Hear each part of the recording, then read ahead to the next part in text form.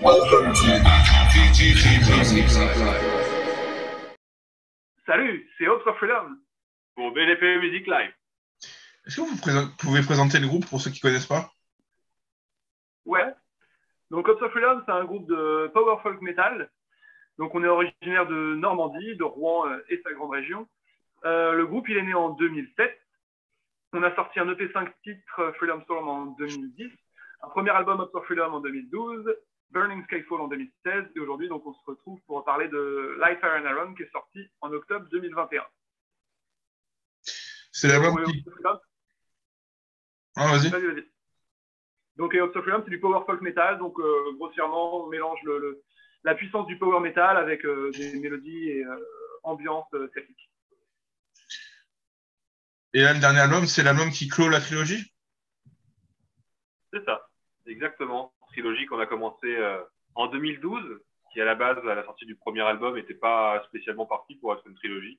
Un simple concept album qui se suffisait à lui-même. Et quand il a fallu enchaîner, on s'est dit qu'une trilogie et à l'envers, c'était vraiment sympa à faire. Donc on s'est lancé là-dedans. Et plusieurs années plus tard, presque 10 ans plus tard, en fait, voilà, fin de la trilogie. Comment c'est une trilogie à l'envers? Le premier album, en fait, c'est la fin de l'histoire. Le deuxième album, c'est le milieu de l'histoire. Et là, en fait, on raconte le tout début de l'histoire. Pire que Star Wars, quoi. Ouais, ils ont tout pompé, hein, on a tout fait fort. Et après, il a fait ses petits films, là, et ensuite, on a décidé de sortir les albums pour lui faire plaisir. Et du coup, au niveau de l'histoire, ça en est où par rapport, vu que c'est le début? En gros, là, l'histoire raconte le début, en fait, de la cupidité et de la tyrannie d'un groupe d'hommes sur le royaume qui s'attaque aux dragons, notamment.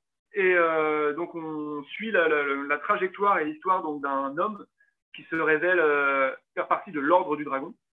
Et donc, il va partir justement en aider l'entité divine draconique, la Mother Fire Drake, à justement sauver les dragons et sauver le royaume donc de ce groupe cupide et tyrannique. Ça fait un peu Game of Thrones et Eragon. Ouais, c'est ça. On est vraiment dans un univers heroic fantasy à base, oui, de Game of Thrones, The Witcher, Seigneur des Anneaux. On a vraiment été biberonné, comme tu aimes si bien le dire, j'adore ce mot. Absolument. À cette sauce fantasy, ouais. C'était quoi vos œuvres principales comme inspiration? Musicalement, on est très musicalement, ouais, on est très versé par la vague allemande, notamment toute la vague allemande du Gamma Ray, de power metal, ouais. Du Halloween, ouais, carrément, ce genre de choses, hein. Tout à fait, avec le côté un peu épique qu'on peut retrouver chez Rhapsody, et puis dans laquelle voilà, on a décidé de mettre pas mal de musique folk avec l'utilisation de la flûte, de la cornemuse, du handpipe, du violon. Ouais. Et au niveau des œuvres d'Heroic Fantasy, des livres?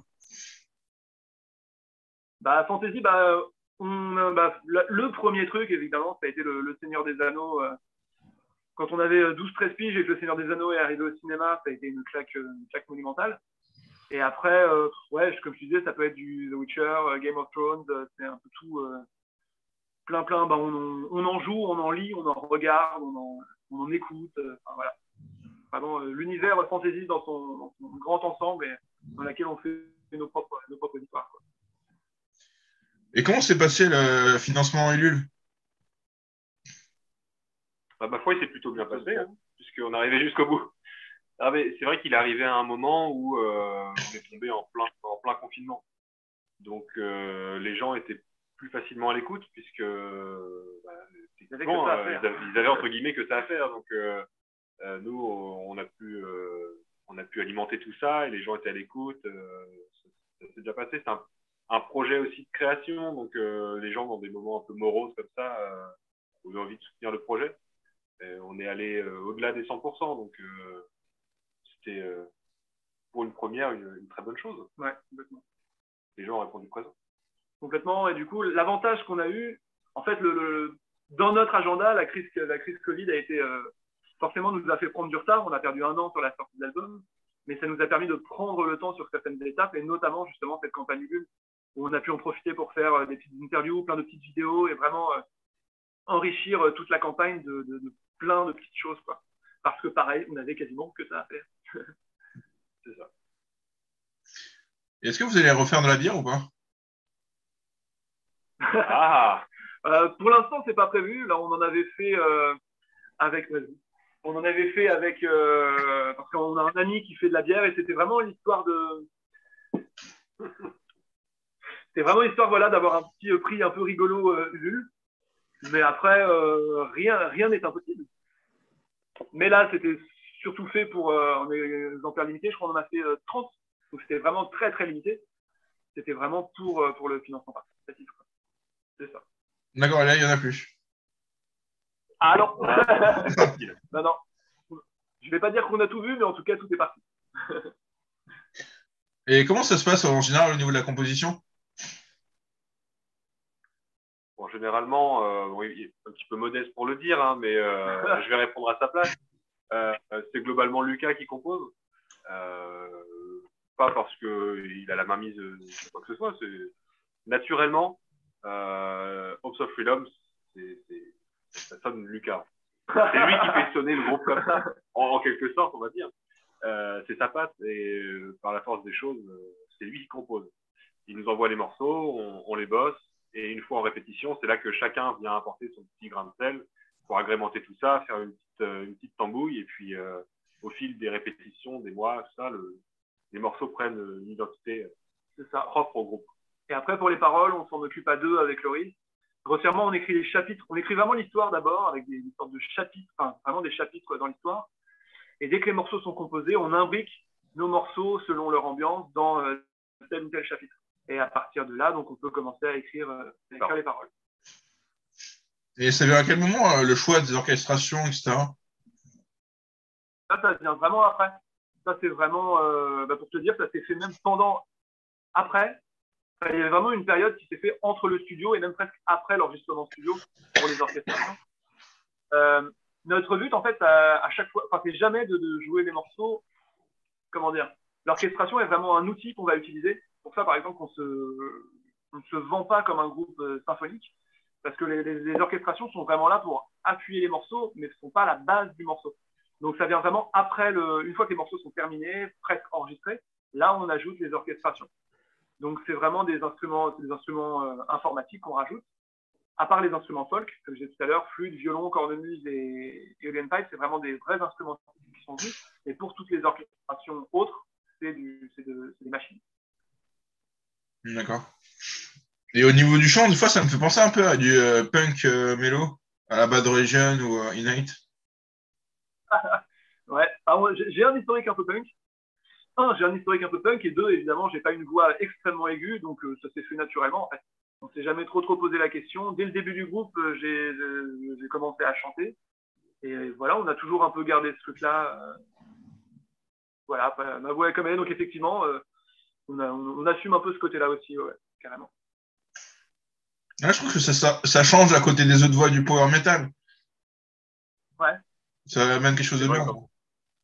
Ouais, dans le power, il y a ce côté très aigu, et c'est quasiment quelque chose qu'on retrouve systématiquement. Donc nous, on s'en démarque un petit peu, même complètement. Ouais. Ouais, parce que tu as le côté narratif du punk mélo en même temps. Excuse-moi, le côté narratif?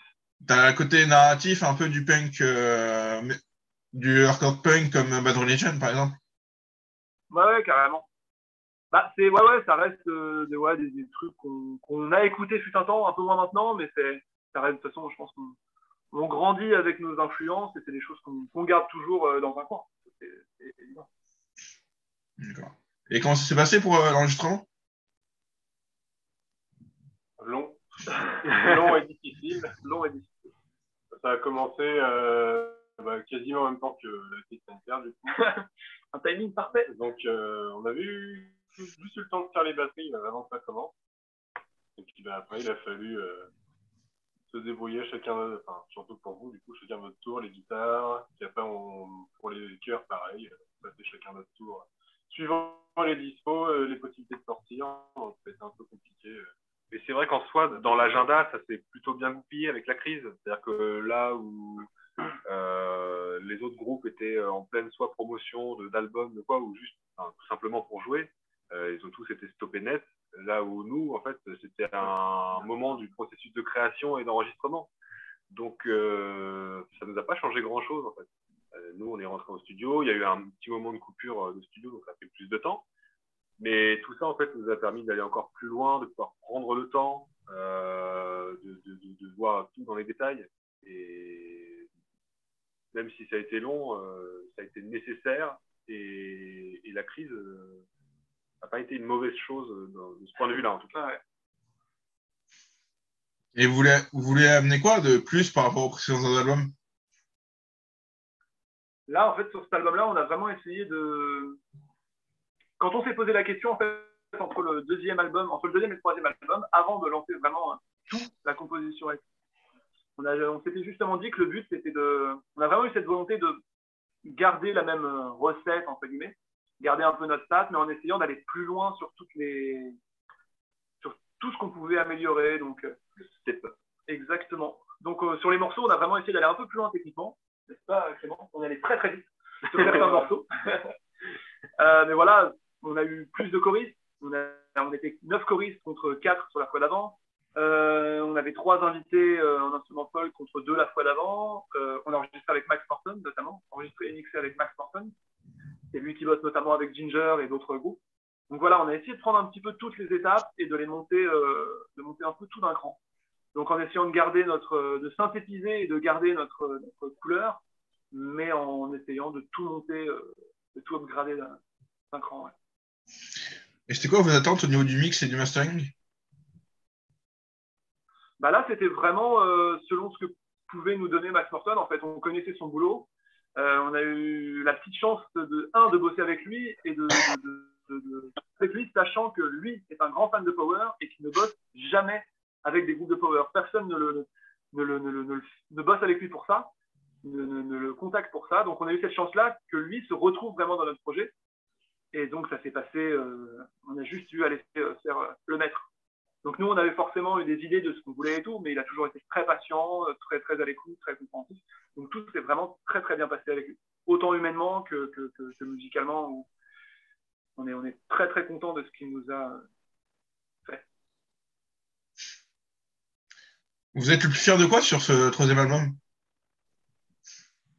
Oh, ce sera un peu facile de dire que c'est la globalité, mais, mais c'est un peu ça en fait. Chaque brique a son importance et c'est la somme de toutes ces petites choses là. Comme disait Lucas, on a voulu pousser toujours plus loin et au final tout ça c'est quelque chose dont on est fier au global.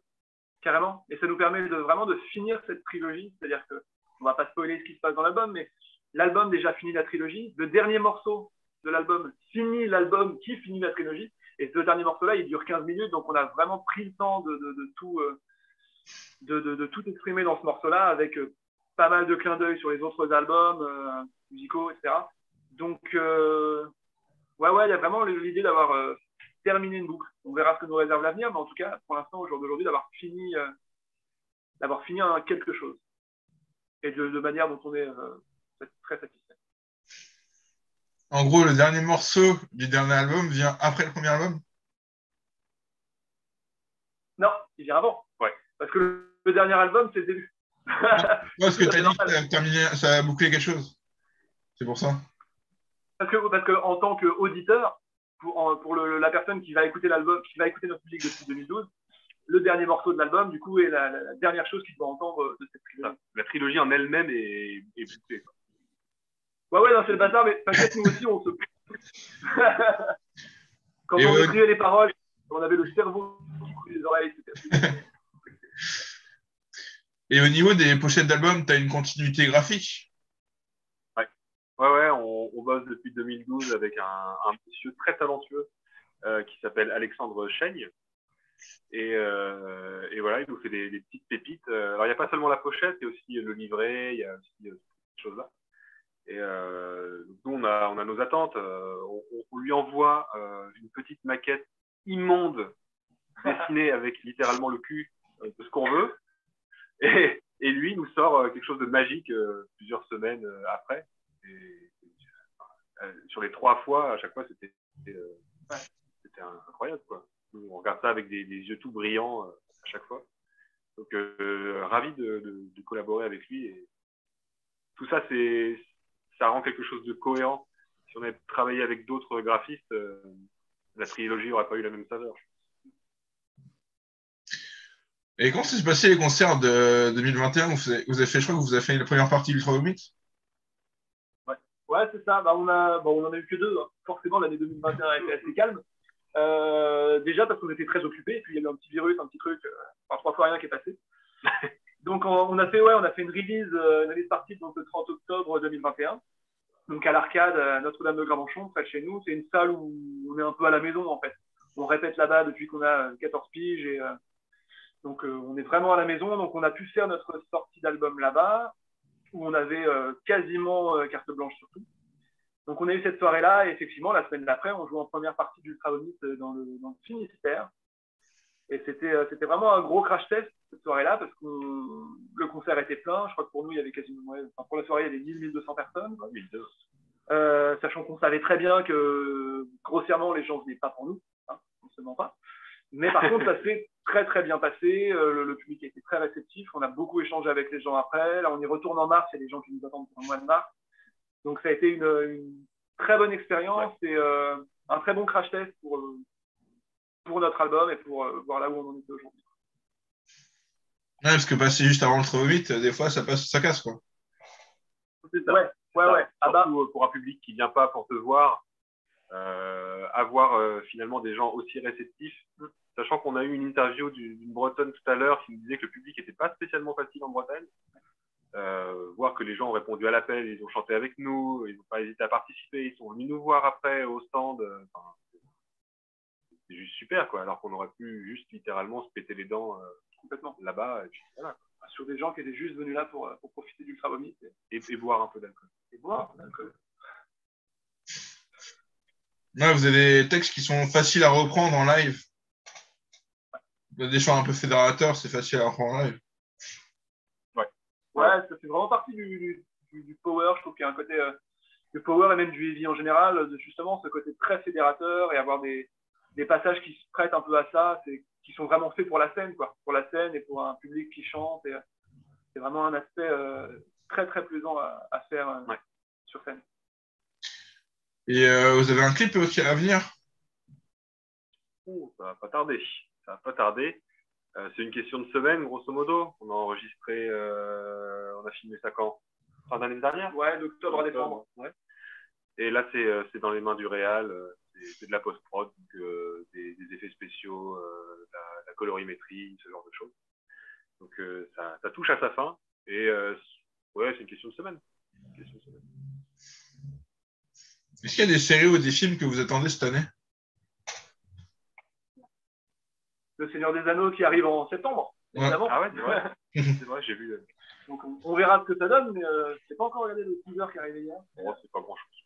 Mais oui, ça, évidemment. Et la prochaine saison de Witcher, saison 3, évidemment.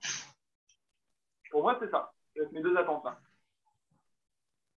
Ouais, pareil. Oui. Je vote la même chose.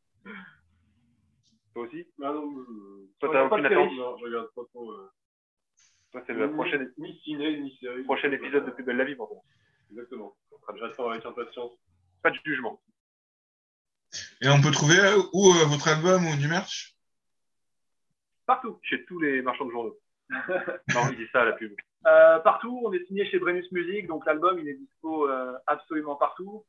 On est en train de préparer de quoi vendre en ligne pour tout ce qui va être justement le merch autre que l'album. Donc les vinyles, les t-shirts, les sous-bocs, un petit peu tout, les affiches, voilà. Les petites culottes. Mais voilà, donc pour l'instant chez Brennus Music pour l'album et on est en train de préparer le reste pour tout le reste du merch. Et puis, on peut nous retrouver aussi sur toutes les plateformes audio qu'on connaît. Bien sûr. Et en matière de concerts, il y en a quelques-uns de prévus? Ouais. On a du concert acoustique, 11 mars. Mars étant un mois propice au concert acoustique avec le sympathique, tout ça. Ça sent bon la bière à cette période-là. Donc le 11 au Havre, le 18 à Rouen. Et on a une date le lendemain, donc le 19 mars, à Plébin, dans le Finistère. Ouais, là, on avait joué avec Ultra Vomit. En électrique. En électrique. Et sinon, on a une mini-tournée en préparation avec des dates à Rennes, Paris, Caen, Rouen. Avec Orkis et Adarine. Tout à fait. Ouais, une belle affiche. Ouais. C'est bien que ce soit sympa. Je vous laisse le mot de la fin pour l'interview. Suivez-nous sur les réseaux, bien sûr. Les réseaux sociaux, c'est quoi? C'est Instagram, c'est Facebook. Et ça permet quoi? De suivre le clip qui va arriver, de suivre toutes les actus, donc les dates de concert. Exactement. Voilà, du contenu. Voilà, suivez-nous sur les réseaux. C'est là que ça se passe. Voilà, et venez nous voir en concert. On a tous envie de concert ces temps-ci. Évidemment. Venez en concert. Merci beaucoup pour l'interview. Merci à toi. Merci à toi. Salut. Salut, bonne journée. Salut. Bonne journée.